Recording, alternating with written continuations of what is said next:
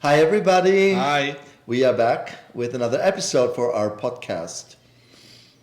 I know we're not very regular, but we're doing our best. We're going to become much more regular now. I hope so because, We've moved now. We moved, we got sick again, we coughed, everything. But now, again, be happy, we're not in a bedroom. So you still have our portraits behind us and these fabulous pieces from Franco B. If you want to look him up, he's an amazing artist. And we have these two little figurines which are called the Lost Boys. They're there. They're very nice. And eventually we're going to take you on a tour through our art work that we have. We collect art, of course. But today we want to dedicate, interesting enough, this episode to death and dying. And funny enough, today is 12/12/22, and we went and just did our will in a very grown-up way. My little beneficiary. With a lawyer. With the lawyer and everything. And so I know it's not the most comfortable theme or subject to discuss, but it's going to come up eventually at some point in your life, you see. And it's interesting how we approach life and death, especially if we look at it from an ancient point. We're going to go to the Egyptian view, the Bardo, how so many civilizations have a very similar interpretation of death. And of course, then I can give you my perspective because I talk to more dead people than living, and sometimes I don't know who's who. And there's no such thing as death, really. Well, there is a such thing as death, but it's not. There's the transition. There's a transition. There's a moment of the passing, and there are different kind of passings, of course, because it depends if somebody dies in his sleep, for example. I mean, we can talk at some point. I'm definitely going to mention the people who die and don't know they're dead, because it's such a very gentle death, or that was my first death. Incarnation on Earth too. Right. I didn't know what death was. Right. And I didn't know where to go afterwards. Well, we see this a lot with people who incarnate here for the first time. They do exist, trust me, they do exist. And what's interesting is they live almost reckless. If I can give you a directive, like when you look at something like James Dean, Janis Joplin, these are first timers. When I go into their past lives, there are no past lives, at least not Earth past lives. So they come here and you see this kind of reckless behavior, driving, drinking, sex, drugs, rock and roll, and who cares? And it's very, again, in that motto. And you would think, why would somebody like this be so extreme in how they handle their life? Because they don't have any prior experience on Earth. Exactly. They have nothing. Exactly. And that's sometimes we see with, the extreme children. Sports. Extreme sports. Exactly. People who are trying everything, jumping off everything. Right. Few incarnations. Few or none. Okay? We always talk about past lives and incarnations, but very rarely we mention how souls come as first-timers and have really no prior experience. And indeed, the way Foster says it, I've seen people in a very, again, the word is almost fearless and reckless way. It's as if they almost want to die. They want to risk it, so to speak. I don't want to go to rehab. That singer. Well, even that didn't help. But No, Amy Winehouse was a first-time incarnation, exactly. But the idea is here, let's go at the beginning of our human history. And we are watching a show lately about the new findings of civilization and how much they have to push that number back now, yet again. So it's the endless fight with archaeologists and scientists, right? But the thing is, when were these sacred centers built? Sacred centers, exactly. Pushing it back to 9,500 exactly. BC. Unfortunately, they can't yet carbon date stone. I think they need organic material. But, there is new evidence there that how much further our civilization goes. And it is interesting to see when they excavate grave sites, how sophisticated it is. Even if you think our primitive ancestors, right, were just, lying around eating each other. Not really. Not really. There was an understanding and a feeling of sensation, if you want, of something after the eternal sleep. And so when we look, of course, at the Bardo, Egypt, we look at the Mayans, right? And we're even burying people now in the fetal position in an egg, Right. which is something quite ancient, like in Peru, Right. where people are always buried like a fetus. As Right. death, because death is a transition to a new life. We leave one thing, which is physical incarnation, into the astral incarnation, and eventually we die in the astral, and we move into the mental. You go way too far now, but the thing is that the death process is not just limited to Earth. No. You know, we're dying in our various bodies in order to be reborn in a much higher vibration. How do you go to a higher vibration? You don't go, you wake up from bed and then go to the toilet and suddenly you're a high vibration. No, that's not how it works. So every transitional experience is a higher vibrational experience. And being physical is quite a temporary state. Oh, yes, of course. We are spiritual beings. We are Right. astral beings, mental beings inhabiting a physical body just for a time. Right, right. But the idea is also, again, how fascinating it is, because we went to Egypt twice this year, and it was so fascinating to see how serious they were taking the idea of burials, of the afterlife. India is the same thing. The embalming of the body. In India, it's all about what have I done in my past life to deserve this, and what can I do now to make it better next time. It's a complete normal view of perspective, you see. Well, when you die, you certainly go through an orientation, because like you imagine it's a tunnel, even though it's not really a tunnel. That's just how your eyes see it. Let's say this is quite an interesting field now, because I think from Dr. Michael Newman to Dolores Cannon, all these people who are not psychic, not spiritual, they're just therapists who basically tumbled into the subject of near-death experiences, for example, through hypnosis and past life regression. And of course now it's a much, much broader field and much more scientifically approached, we want to say, which is so interesting, because whenever we read about past life or about near-death experiences, no matter the denomination, no matter the race, they always see the same thing. And of course, medicine says it's deprivation of oxygen, the brain hallucinates, goes off, and then you're dead. And that might be, but then the question is, why is the symbolism always the same?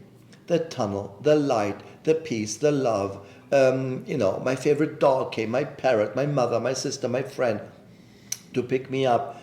It's quite interesting, because in the end, these, when or seeing Christ, or seeing a spiritual being, and exactly. they bring you to the angels and so on. Yes. But the idea is, from my perspective as a child, and I've been more connected to dead people or dying people than living people, is that they explain to me this process, that it's not a tunnel to one place. It is a transitional space, call it a tunnel, where you're going to a place of your personal orientation. In other words, a first-timer on this planet will not go on a high level of materialism. That's not happening. So the level of vibration that you lift here, your particular level of vibration, is where you go when you die. Your development here, but also your overall development over many through lives, many experiences. This is not the only planet, thank God, where we incarnate. But the idea is indeed that you cannot enter a seventh dimension if you don't have the capacity to withstand the gravity, if you want, or the pressure of the fourth dimension. So, and that has nothing to do with, it has nothing to do with earning it or deserving it. No. It is simply somebody who cannot swim will not go and start diving, deep diving right away. You die. I mean, literally you die. You see, and so this is the first element, is that orientation place. But that place of orientation is a place that provides you first with a sense of peace and looks exactly like where you've been. To reduce, and this is the intelligence of the universe, to reduce the trauma of being from one dimension to another dimension. But beside this, we also hear about people who've been in a coma, who've been in accidents, and suddenly they wake up and they have near-death experience. They can describe them out of their body. I can hear everybody. But also they do come back with something.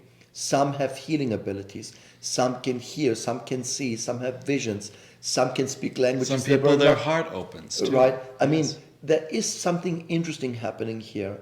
And closer when you get closer to the spiritual and world. Therefore, the way I understood the realm of death, or the realm of this transition, is that it's not just a place of transition, but it's also a place of alteration of your karmic path.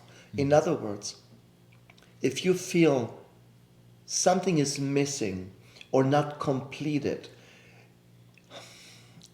there can be a sort of intervention that puts you out of your physicality, and in that realm of death is just a part of the akashic records, by the way. So it's not only a place where we go and die. No. It is a place where we get knowledge, or we can also alter some knowledge. So people come back and suddenly they have this abilities or skills or a certain understanding of it. But I want to make sure death is not just, the guy with a black hood who comes and picks you up and now we're going to be punished. That, unless you're Christian or religious, have fun with that story. That's not true. Yeah. It's not realistic. More important is that you are not judged after you die. I know a lot of people don't want to die because they think they're going to be judged for whatever they did on Earth. And I think we have to destroy that idea now. We have to really help people to realize you only judge yourself after you die. Right. And in fact, it is like going before council. And you are reviewing your own life. Yeah, but it's a review, not a judgment. It's not a tribunal and say, oh my God, what did he do? It's really when you're ready, no matter when that is, let's sit down and let's go through the experience.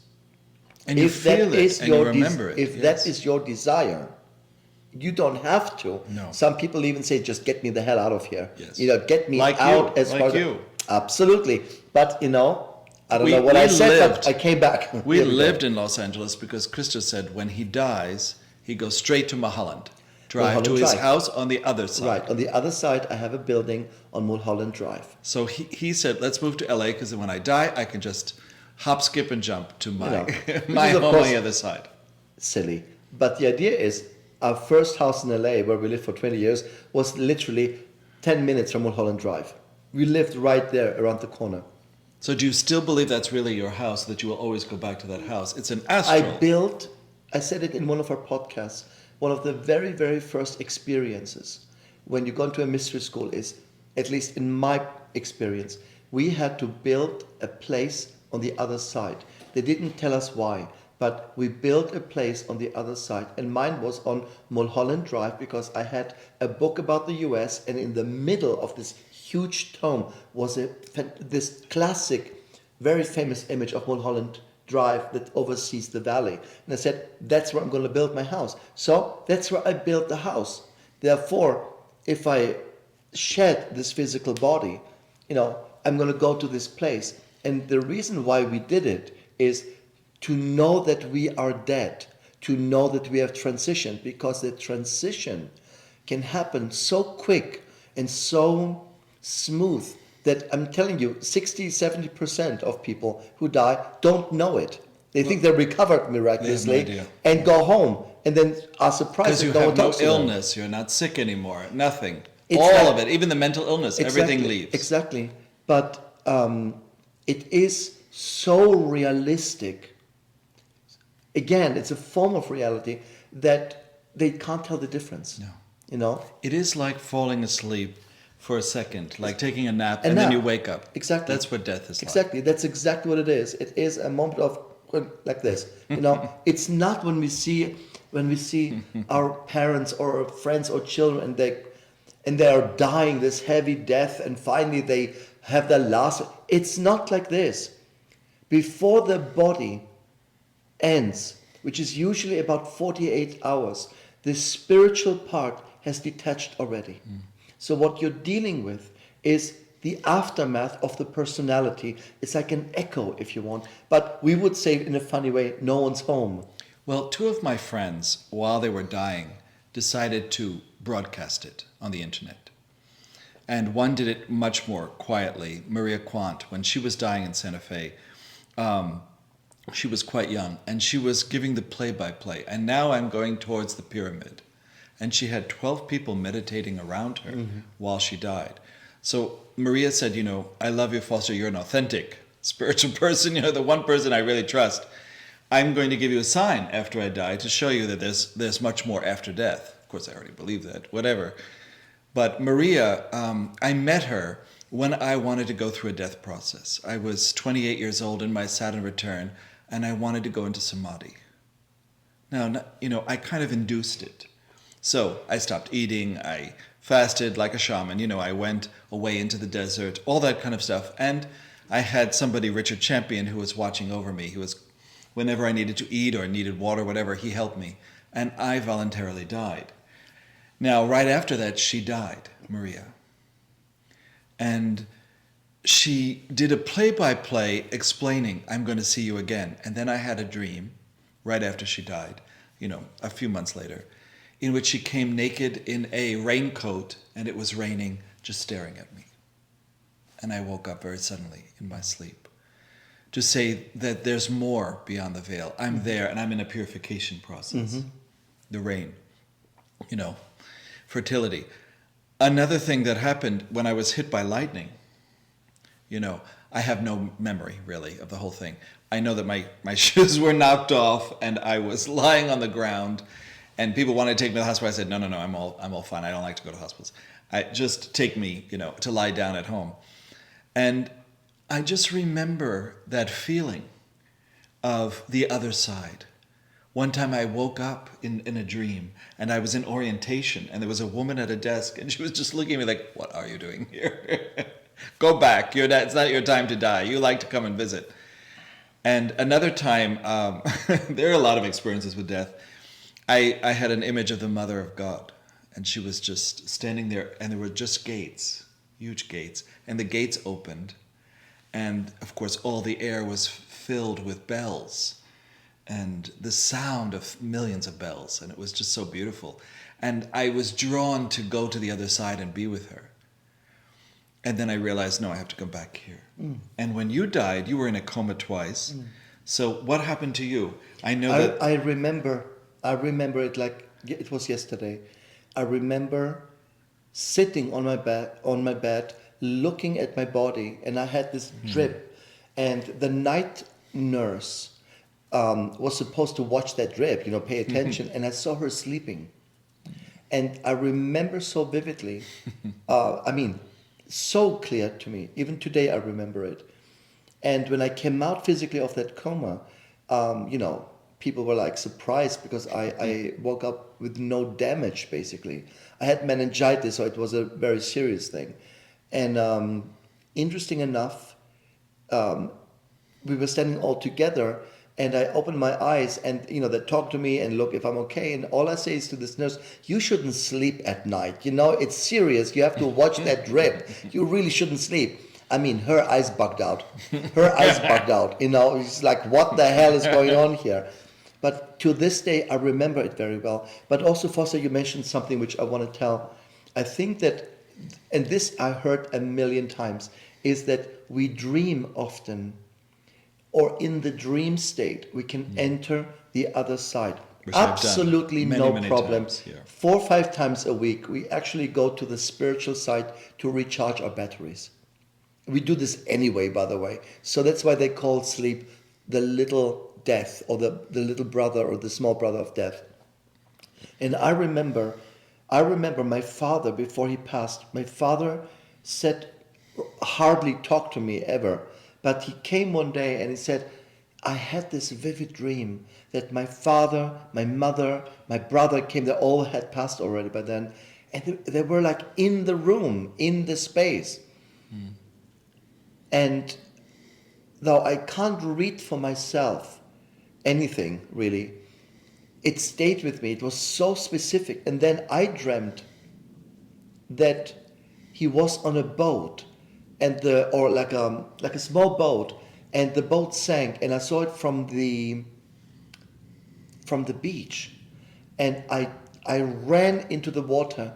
I swam over, saved him, gave him in this tiki bar something to drink and a blanket, and then he had this huge book in his hand, and he said, "Thank you for saving me, but I have to leave you anyway."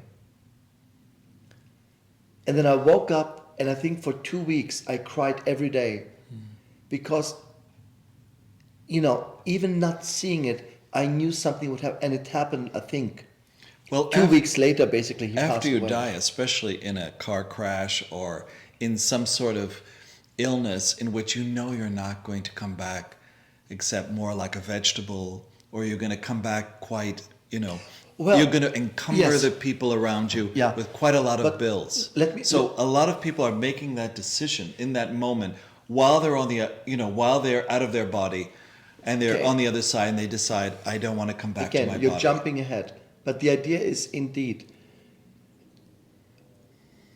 people make decisions to come back when they see that their body is not going to have any permanent damage. Very often in sessions, when people died, the young daughter of a friend of ours died, and she said, she said to him, "I could have come back, but the body would have been such a burden on pretty much everybody, and I didn't see any value in coming back into a immobile quality."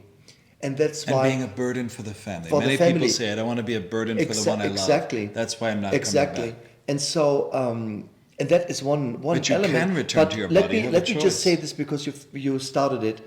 Because my father showed up to me a year after he passed. I was waiting for him. A year later, and I was ironing, watching Bollywood movies and ironing. That's what I do for a relaxation. And suddenly he was sitting there on my sofa, like the way we buried him, So I do believe that the last outfit you wear is your death outfit. So I'm going to make sure I'm wearing good stuff, No, if I keel over, I want to wear some Louboutins or anyway, a Chanel bag. And there he was. And I said to him, "Where have you been? I'm waiting for you for a year." He looked at me like, "What do you mean a year? I just left 10 minutes ago." Very different sense of time. So no sense of time, really. No sense of time. And interesting enough, that was our most deepest conversation in my 32 years I had him. Up to that moment, it was the deepest conversation, and I realized that he already, for me a year, he went to some sort of review.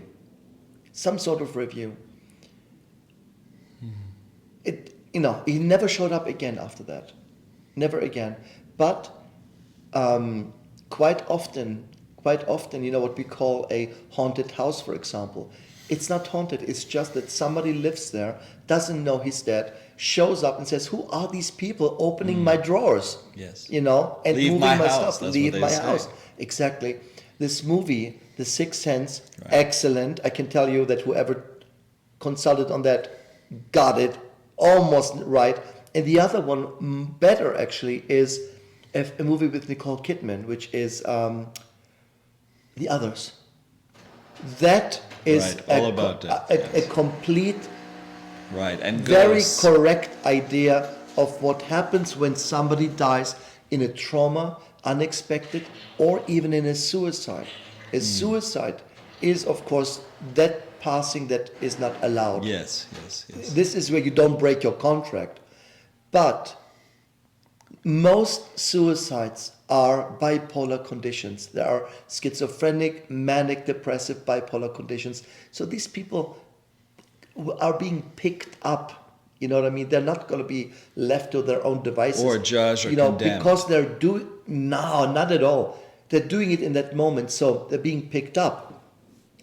But when somebody is out of evil intent, out of negativity... out of jealousy, out of vengeance, and they kill themselves. Okay, so, these kind of people, they don't make it back. No. They don't go through any... They horseshoot right back into an incarnation, have to, they become these unexpected pregnancies, impossible pregnancies, and here we are, and they can start all over again. So there is a differentiation of what causes a suicide. And I can tell you, most people, we say in English, they're taking their own life, which is quite an interesting way of saying it. I'm taking my own life.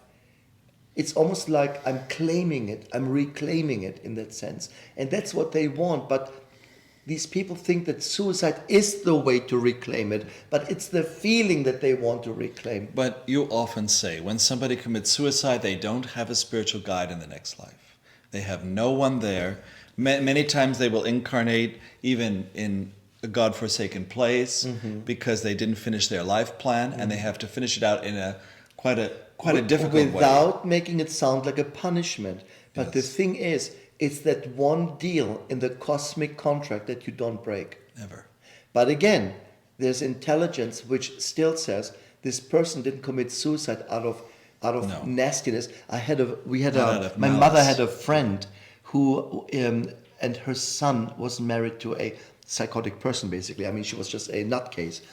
But which you mean like almost schizoid? She was really, really off. And I remember her changing personality suddenly. And I remember that she hung herself. And she hung herself and she left a note, a letter that she claimed he beat her and he did God know. The guy was, I'm telling you, the guy was, first of all, incredibly overweight. He was too lazy to get up and get a bottle of water, let alone beat a woman. There were people around them. There was none of that. And so she committed suicide out of malice.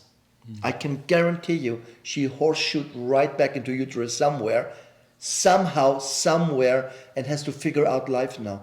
Again, I always say they show up without guides because there's no concept. But I do believe that their companion guides stay with them.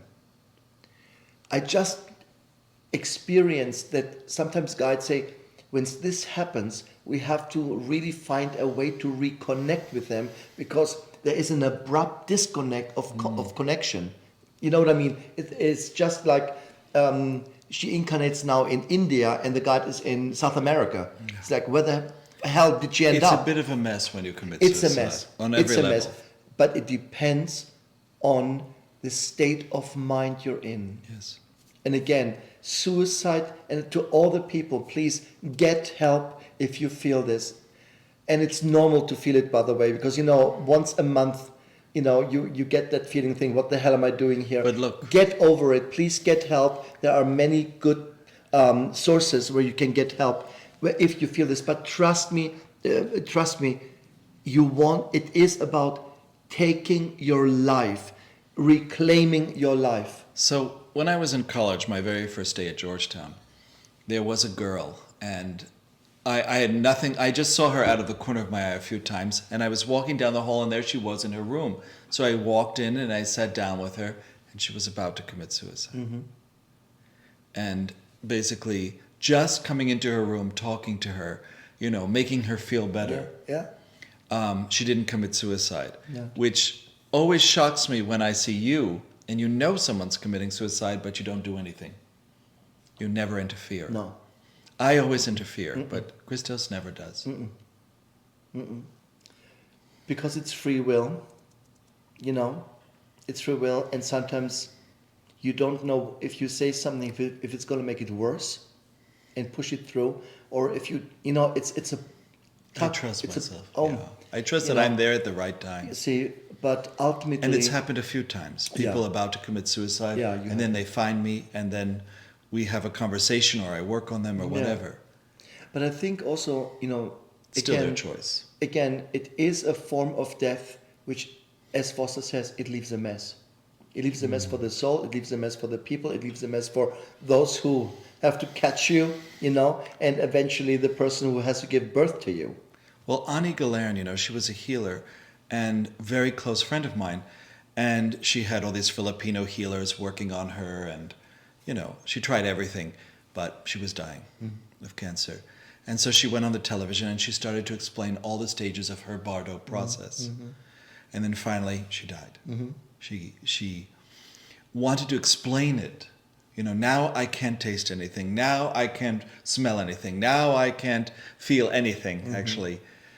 And the idea was she was trying to capture on film the soul, the spirit, whatever, leaving the body as this orb. And we were always taught in shamanism, and she was in a group that I was in, where we had to see this light, this ball of light, you know, floating, this light floating out of somebody's body. Sometimes out of the heart, sometimes out of the top of the head. And you were always guided by shamans, get them out the top of the head. And help them, you know, once they get out, they help them to the other side, always. And we did that through lighting a candle.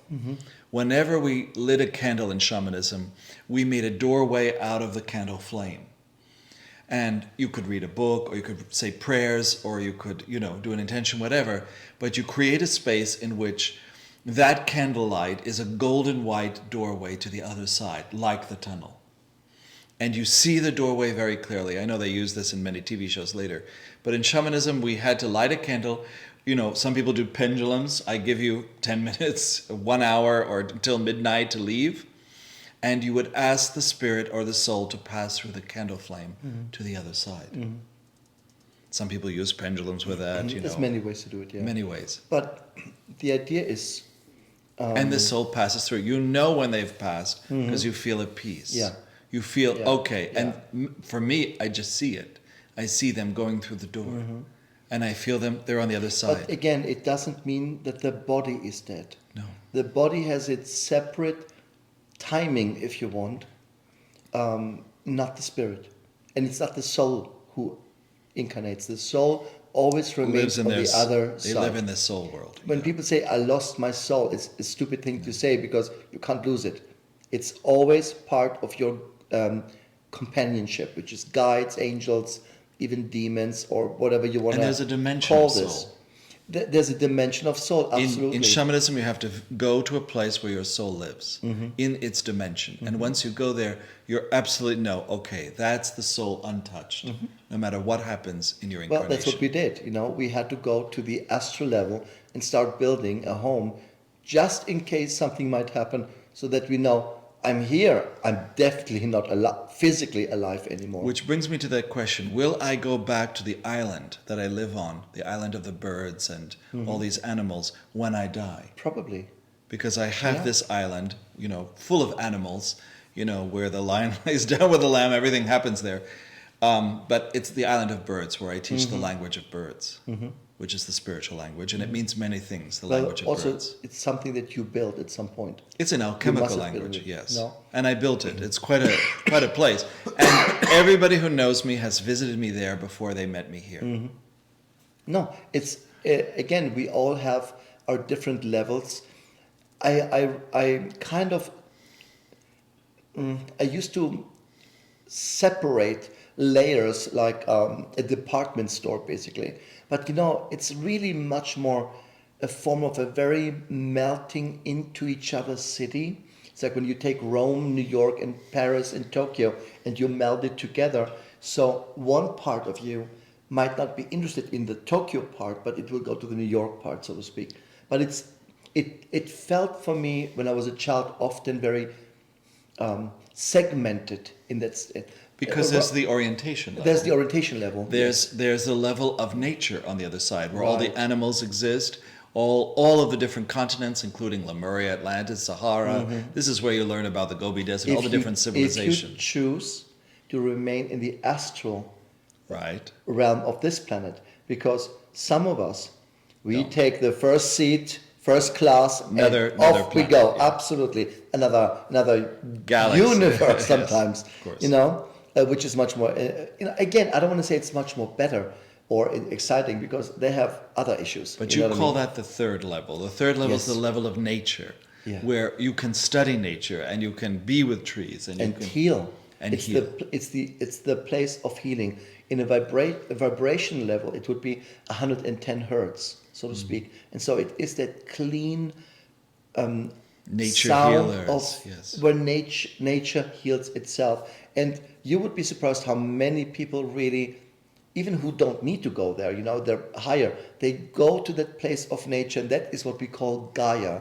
Gaia is not another name for the earth, it is the realm of nature on the astral level. But on the second level, we have the towers. So many people, when they die and they have had a traumatic life, or they're very tired, they're exhausted from life, they go to the towers. Right. And the towers is a place where spirits complex. Heal. People see them as angels, but they're spirits. And it's like a hospital. It's what hospitals are based on. Yeah. And it is on the other side, and that's where you go for spa, you go for healing, you can rest. Yeah. You can sleep. You can get treatments. It's a whole complex. It's almost like as big as a city, basically. But it is a place where all kinds of sorts of souls, not just human, but all kinds of souls, go there and start and go through a rehabilitation sometimes, or therapy if you want. You know what I mean? Others get just some spa treatments. We would say that's the second level. That's the second level, and there are many temples on the second level too. There is a lot. Sound. What we would call, there are places of experience, and this is why when my father passed, and I was happy about it. He said, not only did I see the light, but I heard the music. And so when people hear music, they hear the purity beyond the orientation, which is the place of frequency. And this is when we hear the healing sounds, what we call binaural beats now, or solfeggio frequencies. All the bells. My guide said, the music that they hear is the sound that only animals can hear. So only animals hear that frequency. Higher frequencies. That is the healing frequency of the second level. Yeah. Then third level's nature. I like to be there because of shamanism, and I like to be with trees, and I have every incarnation. Then we go to the level of art and creativity, aesthetic, beauty, creativity, in every form. Visionary energy too. Visionary. I call it the futuristic level, because you do see, of course, the results of the past, but you also see the results of the future. And you see where humanity goes, where other civilizations go. You see the lost civilizations, and so. And you create there. So whatever you create there, you can bring it in another incarnation here if you want. You can become a carrier of codes of sort. The fourth level really for me is a decoding place. It is a place where certain buildings, structures, geometric forms, there's a place that I call the place of formation, because it's full of crop circles. And basically each crop circles, you go inside and it tells you exactly as a data download what it means, where it goes, where it comes from. Because the plane of formation, the white on white world that we meditate to, like Krishnamurti did an entire house in Ojai, white on white on white. He was attempting to do the plane of formation, because you go there and you ask for a symbol. You ask for a symbol to, you see many symbols, but eventually one symbol will stay, or one idea. Yeah. And that idea you bring back with you. Yeah. And that manifests here. Whatever it is, a motivation or whatever you want to say, it opens your third eye, whatever you want to do, whatever Krishnamurti was doing in his white on white room. But we also, in shamanism, always go to the white and white room. Yes. We have, in magic, we have a different component, in my experience, of course I only speak from my experience, which is the universal room, which means you basically have the sensation that wherever you are, there's universe all over you. Like white on white on white, or like a black room. Black room, that's a different idea. The same in my tradition. We have it. We have the voids. Yeah. The voids, exactly. And the voids are pure creative force. We call it the creative and fertile chaos, which does exist. Which is wonderful to go to. Again, very creative. It's one of the most important. Just to be there, just to stay there in meditation. And these voids you find on the fourth level. You see, because they are pure creative force. Like Akasha is the fabric of the universe. Yes. and you want to play with akasha. You want to build out of that fabric. And you can. That's the weaving. And you That's can. the idea of the sewing. You just cannot hold it like other elements. No. It has a nature. Akasha will always expand. In other words, you hold it in your hand and at some point it just oozes out of your fingers. It cannot be controlled. And that's dark energy. That's what science likes to call dark energy or dark matter. Exactly. That most of the universe is akasha. As souls, when we're passing physically, we're going through these matters. We are transitioning through these matters. We're learning, and what we do also is that we're offering our life experience to these matters. In other words, every soul experience, no matter on what level, contributes to the expansion of the current universe. That's what the expansion of the universe is. It's not just even in science, it's just a hypothetical theory. They think it happens or they assume it happens because of some data. But from a spiritual point, we empty out our experience when we're really, really full, and that's when we go out. So while we're leaving our physicality, we are pouring our human experience every bit and give it to the greater ocean. Like in shamanism, we give up our memories. Our great sacrifice is we live this life here. It's all a sacrifice, and you give your memories to the universe. It's our gift. Yeah. And then we move on. Yeah. And then move on. Yeah. Because we don't keep our identity. I mean, when you go to the other side, we often say you get very young. You start to look like 25, 29. You look great. It's more in 32, your 30s, 30s, which is the good part. But the idea is also there's only one temperature. Which is like 72 or 73 and degrees. You look great, and you get younger, and you feel great, and your teeth are real teeth, and supposedly 1 year here is like 1 minute there. In my experience, I have to say, there are these souls who sometimes die, but they remain because they're loyal to a situation. They're waiting for somebody, and they repeat the same day, because I have to wait until my fiancé comes back from the city to marry me. Completely oblivious from the experience that they maybe got killed or poisoned. I had somebody who was poisoned by an arrow and died, but he said, I can't die, my fiancé is coming, so I've got to wait here. And that, excuse me, that dude was there for like 300-400 years basically. Waiting. And wherever I tried to tell him, don't you want to move on? Don't you realize that no one's talking to you? He said, don't talk to me about death. I'm not dead. How do I know that you're not dead? And he said, how do I know that you're not the dead one? So you see, from their perspective, we are the ghosts because we're coming to make trouble. But it was really, and I said to my guide, what can I do with him? He said, eventually he will have a moment of someone will come get it. Acknowledgement. Yeah. Because if he realizes no one really has talked to me in about 500 years, or he will wake up and say, something is off here. This is what they portrayed so well in this movie, The Others. Yeah. And the way they did it was fantastic. And I have to say, Nicole Kidman is my favorite actress.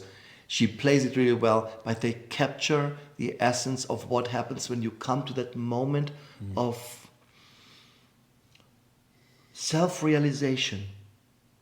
And in that movie, I don't want to, in case you haven't seen it. The audience has the self-realization too. Oh, yes, absolutely. That's the magic of it. But in both movies, Sixth Sense and The Others, it is a very, very good depiction of what it feels like when you're not being prepared to die, or you don't anticipate it, or you don't feel it, basically. You see, but interesting enough, also we had enough experience of people who through their spiritual work, very aware. You said in shamanism and in the native language, they say today is a good day to die. And I think this is a very specific, very That's a Lakota saying. Right. It's a good day to die. Which I think is an amazing term. Well, that's why in shamanism you have to go through your voluntary death. You have to go through the full surrender. Right. You have to prepare your own bardo. That's what the Tibetans call it, the bardo. But you go through various chambers, various places, And if you can withstand it all, you become a shaman. But it is hell for a while. You go through your own living hell, the hell you create out of your mind. Right. You go through the heaven you create in your mind, Well, and you have to overcome both. This is a very important process, I think, also. Let me say this. When you do any form of healing work or magic work, there's a healer, there's a magician. So when you do any kind of that work, you cannot do the work without doing shadow work. You have to confront your shadows. And you have to die to your old self and be dismembered, especially in shamanism. That's a way to say it, but you have to You have to do shadow work. It would go too far now to explain why that's important, but the idea is that a part of your shadow is also to confront your own darkness, if you want. And in my tradition, we have in a process, of course. After months and months of training, you have a night in which you have to be by yourself in a very specific way. And you're not allowed to talk, you're not allowed to go to pee, you're not allowed to drink, you're not allowed to move. It's just you and a candle and the dark room. Right. And basically, without...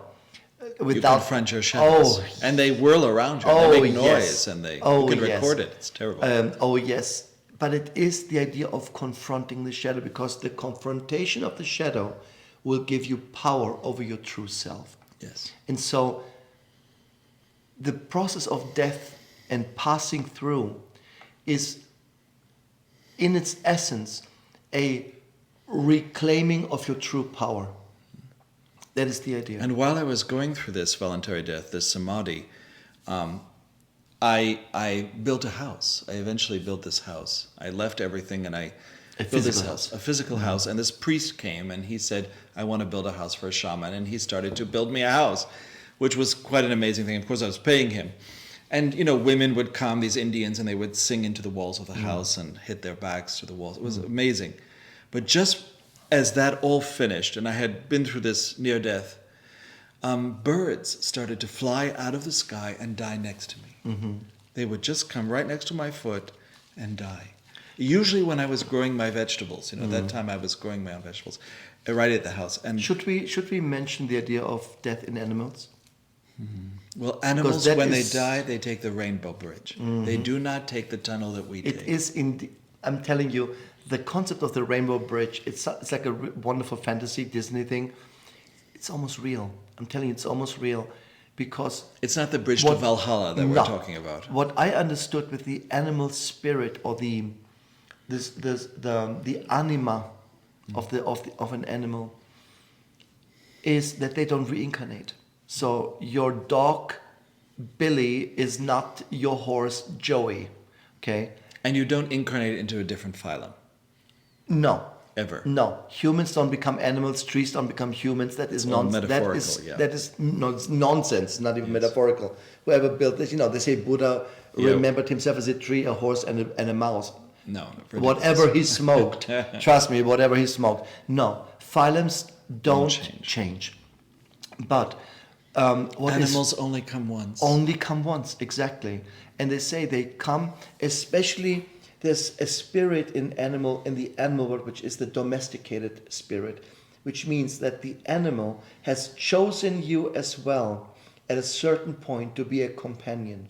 So, of course, my guide said, and I said, oh my God, our dog died and he was like 18, 19 or 20. And he said, they're not supposed to get that old. In nature, an animal is maybe here, let's say, most of them 10 years. 8-10 years. Of course, we have exceptions of elephants and turtles, who go into the hundreds. But an animal will surpass its time to comfort you. So there are the next thing to angels. That's what I want to say, in that sense. But once they pass, they pass. And one of the best things, what I was happy, my father, when I said, who picked you up? I said, your brother, I said, no. He said, Billy came. Yeah. His most favorite he loved that dog. And that's who picked him up. And he knew that's the dog that died. I'm dead. You see, everything else didn't convince him. But that dog said, okay, your time to move. And all your animals from past lives come when you die. When you pass, you meet every pet you ever had a homecoming. in every physical incarnation. Absolutely. And they can pick you up. And also that's why when you have, again, it's a sad story when you have animals who come and die in front of your door, which is many times. An owl came but that's and died right in front of the door. That's exactly what it means. The animal chooses the vibration of a healer or a spiritual home, let's say it like this, an energetic home, a lift home, in order to pass through. That is the idea. It became a doorway beyond It death. becomes a doorway beyond the whole death. house. Right. People used to see orange orbs, always going through the house. Right. And no one ever wanted to house sit my house because too much would happen. But the idea is when we connect to an animal, of course, like to a human, and we call them families, then their passing is very, very similar to the passing of a human. In other words, I've seen dog hauntings, because the dog was so loyal to its master or to its human that it not stayed. It's not like this, but chose to project its spirit to the owner and say, I'm still here, I'm waiting for you. And these bonds, by the way, on a spiritual level are the strongest bonds. Are the bonds to animals, the bonds to they're pets. like extraterrestrials, animals. They're the closest thing to it. Look how they appear. Well, so fascinating. I have to say, real aliens are angels because they're all cuckoo. But that's a different podcast. But the psychotic angels. This is how we... oh my God, they're nuts.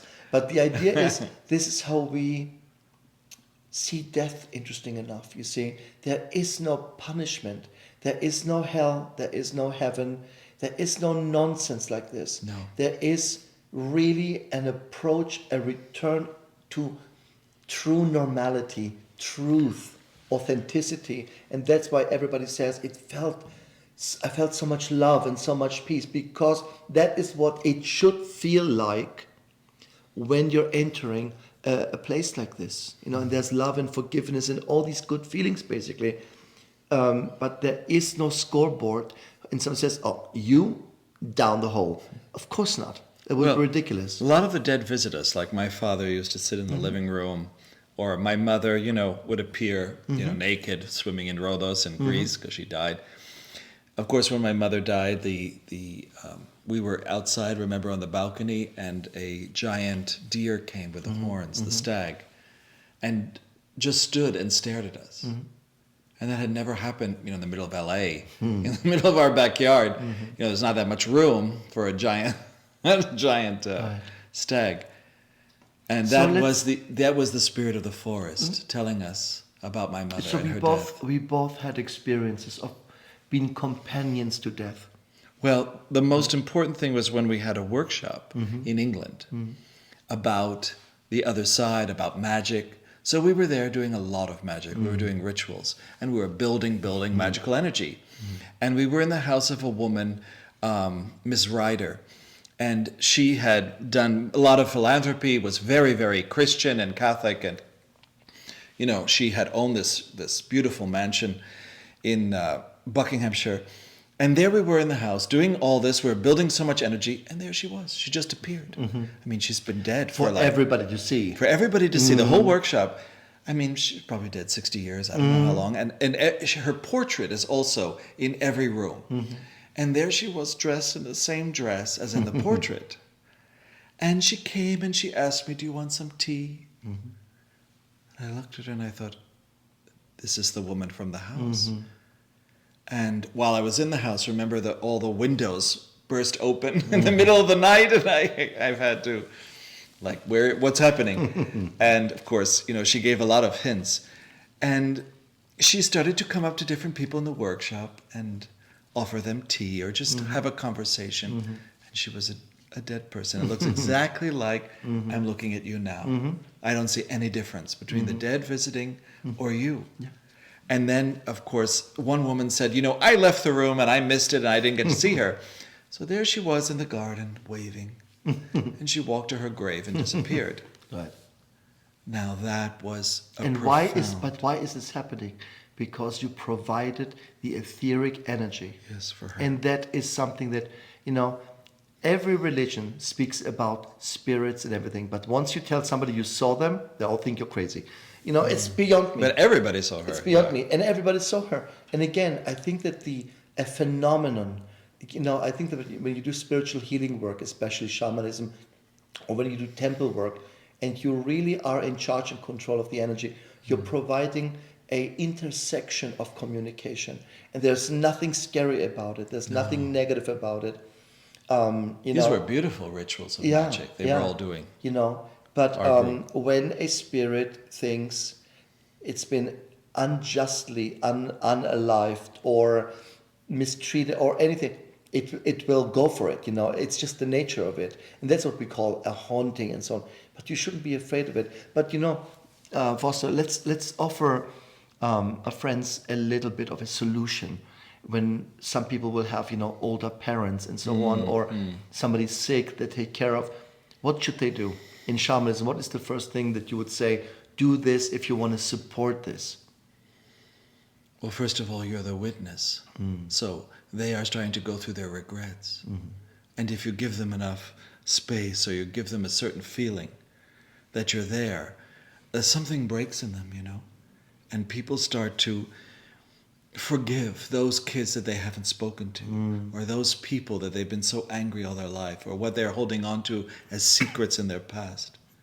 Not everybody says their secrets, not everybody says their regrets, but regrets is the lowest emotion. Yeah. So if they can come out of this lowest emotion, that would be good, Because many times, people have died in my arms, or many of my friends, they go to their parents, and their parents at the moment of death dies in their arms, which is very rare, because when you die, you really want to be just between you and divinity.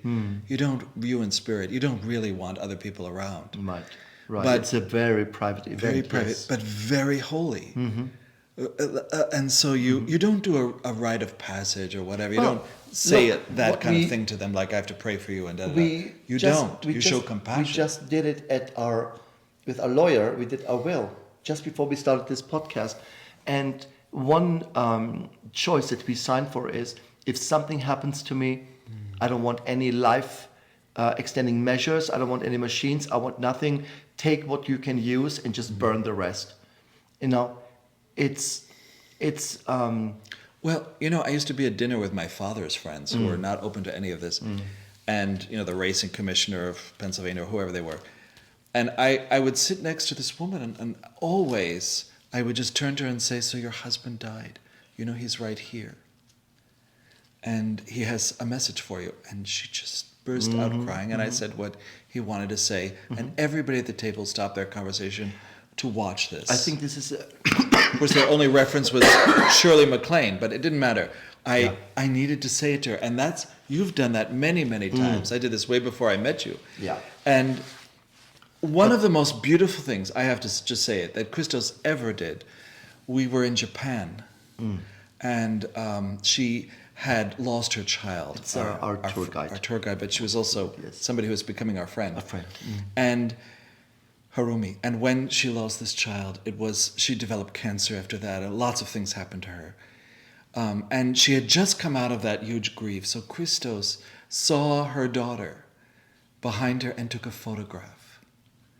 And so she got to see her own daughter in the photograph. The whole family saw the photograph. She put it in a frame, and they venerated it. And she was exactly the age she would have grown into. She would have been 16. And then you did that again, of course, for this other family. Yes. This husband and wife, their daughter died in a car crash, wasn't it? And I think so. And Christos took a photograph of the daughter so that they would believe that the daughter was still around them and alive and wanting to communicate. Because in that workshop, if they listen, they know exactly who they are. But in that workshop, the daughter said, my father will not heal or overcome his grief unless he understands and believes that life goes on. I am not dead. Yes. And this is a line that I heard from every person. I am not dead. once they pass Like over. the woman in Argentina with her daughter who died. Same idea. And I said to him, do me a favor, just be open and sit quiet and just be open. And I banged out a couple with my old iPhone. It was this iPhone 6 or something. And I banged a couple of photos out. You know, the Polaroids in the 70s were much better for that stuff. You know, this slow resolutions. They were great for spirit capturing. So I had this iPhone which fell like 20 times basically. It was broken. But I banged these photos and there she was. And then I showed it to him. I gave him the image and I said, are we okay? He says, I can see it. I can believe it.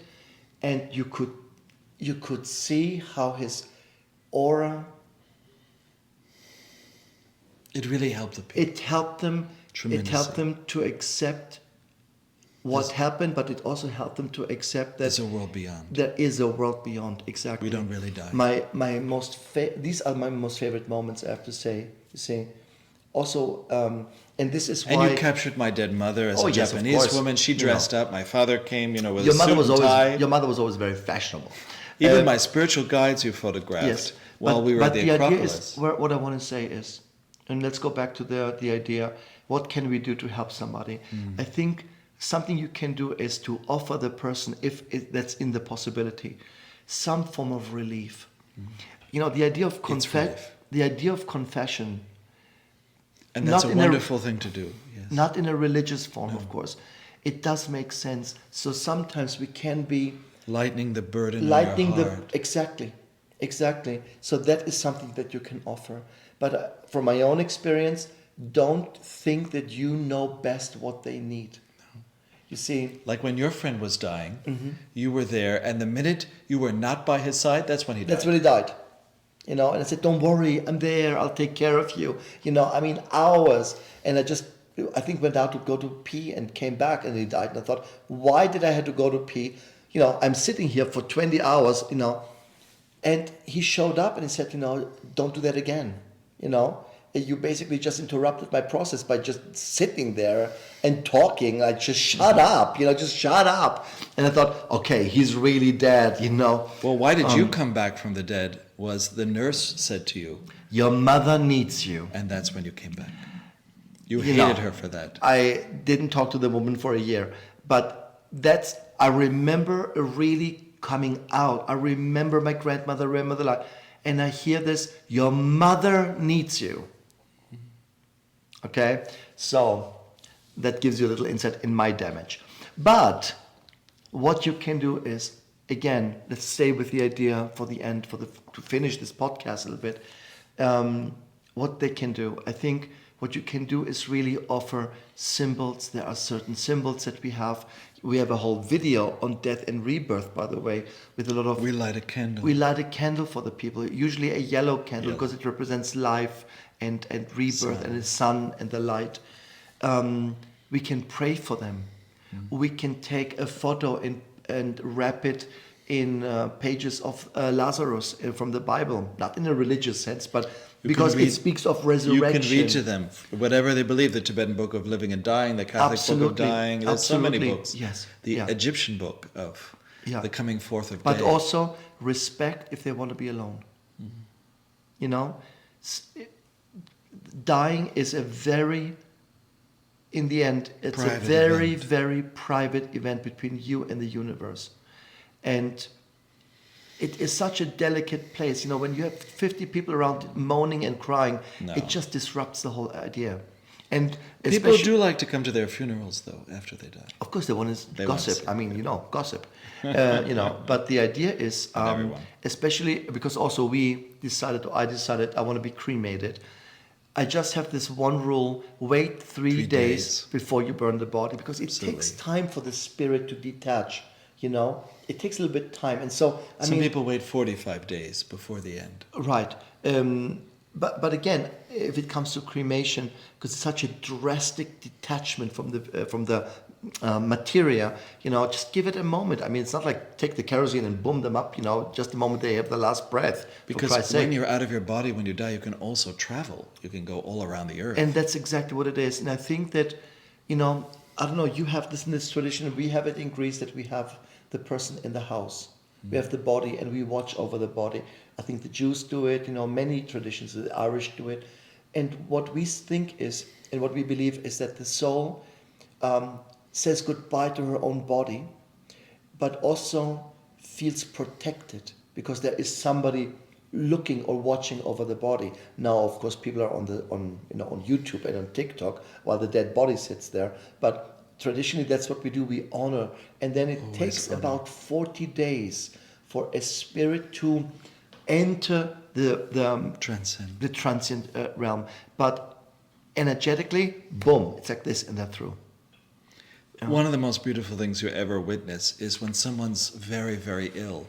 There's always an archangel in front of the door. Yeah. Or what we would call an angel. Something huge. A light being is always there. Watching over. Absolutely. Whenever you light a candle, one of these so-called angels or spirits right. come because they gave us the gift of candles. Right. And so whenever you light a candle, an angel always comes. Yes. No matter who you are and what you do. Ritual you're doing. And again, don't get confused with angels and demons and good and bad. That doesn't exist on the other side. They're all light beings, And in fact, the beings that come to help us transition are Luciferian beings, the most brightest of all, if you want. So, no judgment. No judgment. Even after death. No. You realize too many things anyway. But what I want to say... You don't realize everything, though. No, but what I want to say is also when people are mean to you in life, they're also going to be mean to you in spirit. In other words, that mother-in-law who hates your guts for 20 years and finally dies, Do I have to see them on the other side? No. No. You don't have to see anyone you don't want to see on the other side.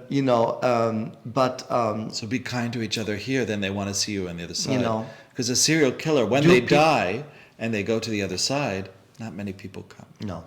But also, do some people die with higher honors and higher vibration? Absolutely. Yes. It's the people who don't bitch all the time, who don't complain all the time. That means all those Karens out there, you have a very bad chance of getting anywhere. It really, the one thing I think which annoys spirit more than anything is, I would say ego and entitlement, and expectation and, bitching, moaning, complaining. This doesn't end you on a nice vibe. Well, one thing you love is when somebody is walking past you and they're snowing, meaning snow is like falling on them because life after life, they've always kind of been in service. Right. And you can see them like a white snow around them, right. And you see them in airports, you see them, and they're rare, but you see them. Yeah. Salt of the earth kind of people. Yes, of course. And that always gives me hope when we see them. Or that time in LA when we were following that young black girl. Remember, she was young, she must have been 12 or something. And we were following behind her because she had a huge aura. Like, in the middle of Hollywood where really there's so many people around and not the nicest auras. And there she was, beautiful. But interesting enough, you also will find these kind of people in the most obscure places when you think, why the hell would you come into this? Because that's where it's needed. Light is needed where it's dark. But she was a great soul, and she was a future president. Oh yeah, a black woman. That's beautiful, beautiful woman. That's true. African American. I thought maybe she has a big chance to fulfill this contract, but it was in there. See, it's not physically what they look like; it's the aura. Yeah, the energy. If it's huge, so we know. What you can do is a lot actually. Just don't interrupt somebody's process. Don't cry, don't moan, don't make lament. it about you. Don't make it about your own drama. Exactly. Don't make it about you. Even if the pain is real, a mother who loses a child, I can't tell her, pull yourself together. No. But keep in mind that the moment the body has ended its physical function, the spirit is already on the other side. It's already in the light. So you're saying goodbye. What most people foster, I think they don't miss the person, they miss the feeling they had with the person. It's the sensation, I'm never going to yell at them again. We're never going to have an argument again. I'm never going to have a chance to do amends in that sense. It's very often an emotional reason why we grieve somebody. Grief is a very important, very real emotion. It's just important also to connect to grief, a form of celebration. And that is so nice in US. In New Orleans, when they celebrate you when celebrate you die. it, exactly. You know, the musicians come and it's quite a party. Yeah. That I love more than Yeah. anything. Yeah. That I would like to have when I die. That feels correct. Because it is put some money aside because that's going to cost. And there is a celebration often on the other give side. Me a credit card for this. Some people, when they go to the other side, it really is a party.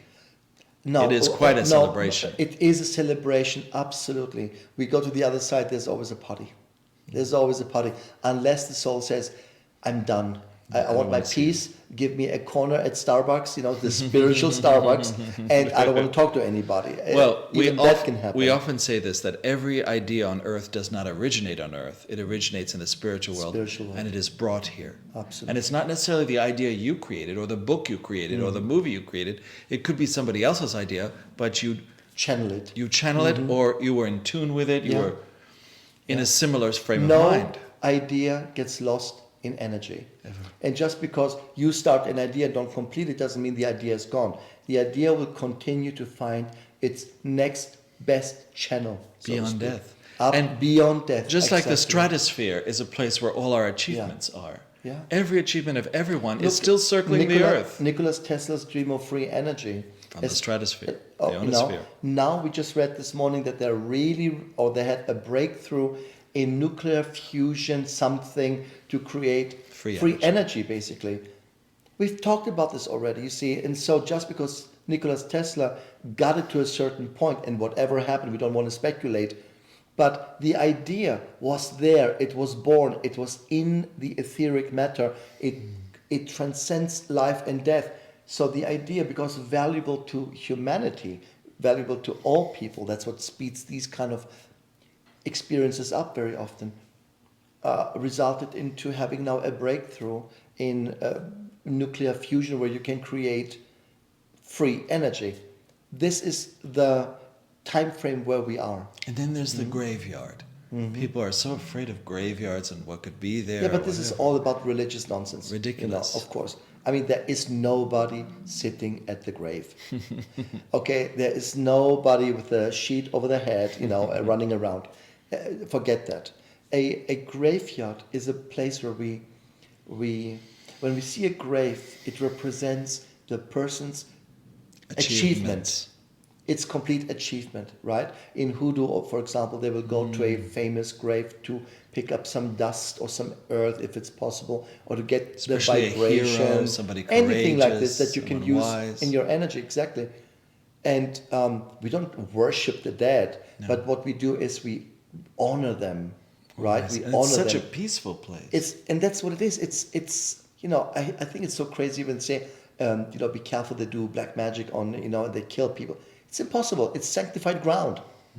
It's sacred ground. How can you kill somebody with sacred ground? I mean, again, it's another stupidity by, you know, paranoid people who have no idea what they're talking about, and Hollywood. Well, shamans used to always take me to graveyards. And Yeah. we were always doing rituals in a graveyard, not necessarily necromancy, absolutely. but we were doing things. I used to go for meditation to graveyards, and of course, you know, no fear. They used to ask me, "Why are you there?" I said, "I'm looking for a great apartment." I mean, what else do you say? You see. But we're coming to the end of the year, which is a death of, you know, of sort of 2022, the winter solstice, exactly. And we want to wish you. We're going to talk again. I mean, I hope we're going to manage to do another one or two podcasts. Because death incubates new life. Absolutely. And I think this is what we want to give you at the end, is to think about transition and dimensional transition, and not looking at it as death or the end, but as the Egyptians used to say, death is only the beginning. And that is one of my favorite mottos that the ancient world has given us. In that sense, in the boat of a million years. Thank you so much for following us. Like, subscribe, share. Don't make me say it again because, you know, it's a tongue twister. Like, subscribe, and share. And one of the things you like the most about death is that you enter the universe. You love to fly in the universe. I like to fly. That's why I don't like to come back. But like, share, and subscribe, okay? So until we see you guys again and hear you again, please... Free at last. Please share these podcasts. Please talk to your friends about it, force them to listen to it, put it on in the car or something, do something. But we would be really, really grateful because we need your support.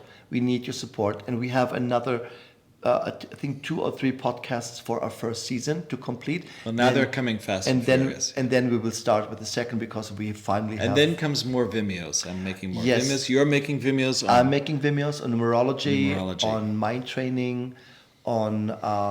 And you're doing workshops now in December and January. Yes, yeah. On the higher mind training, which is so rare that you ever teach this. It's one of the great trainings, the true Hermetic training. This is coming up. So look forward. At the end you have a little code. You can always look at our website or Facebook because he's on Facebook all the time and writes first thing before we even talk about it here, announces stuff already, which drives me crazy. And I'm writing out my Vimeos now because I have a new one coming, but they're very involved. Absolutely. So please look in the library. Yeah. The next 50 are coming. So it's 108 Vimeos. Right. Sounds like fun. In that sense, have a great time. Have a good week. Have wonderful holidays if you don't hear us anymore or we don't see each other, but you will because you share, like, and subscribe. Okay? I can't say it anymore. So thank you so much. Thank you. We love you and we bless you. And until we meet again. And in so many lives, my number one line was always, there's no such thing as death. There you go. We established this now. Bye. Bye.